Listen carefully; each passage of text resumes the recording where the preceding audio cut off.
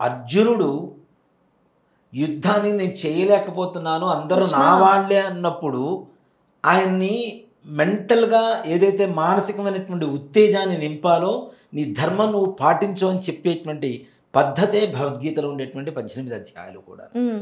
దాంట్లో నిజంగా ఒక మాట చెప్పాలంటే శ్రీకృష్ణ భగవానుడు విశ్వరూప సందర్శన సౌభాగ్యం కూడా కలుగుతుంటుంది మనకి కదా.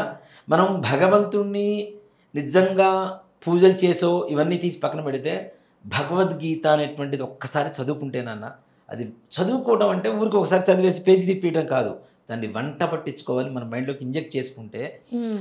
పర్సనాలిటీ డెవలప్మెంట్ అంటుంటారు కదా, అవును. చాలామంది క్లాసెస్ తీసుకుంటున్నారు, లక్షల లక్షల రూపాయలు తీసుకుంటున్నారు. భగవద్గీత శ్రీకృష్ణ భగవానుడు కొన్ని కోట్లకు విలువైనటువంటి భగవద్గీతను మనకు అందించాడు.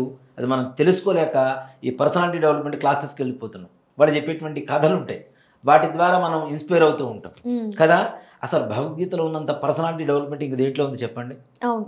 నువ్వు ఏం చేయాలి, ఏం చేయకూడదు, ఎందుకు చేయాలి, ఎందుకు చేయకూడదు, ఏ సమయంలో ఎలా ఉండాలి, ఎవరితో ఎలా మాట్లాడాలి, ప్రతి ఒక్కటి కూడాను భగవద్గీతలో అసలు వివరంగా, ఎవ్వరికి అర్థం కాదు అనేటువంటి సబ్జెక్ట్ కాదు అది. ప్రతి హ్మ్. ఒక్కడికి పండితుడి నుంచి పామరుడు వరకు ప్రతి ఒక్కరికి అర్థమయ్యేటువంటి ఒక భగవద్గీత.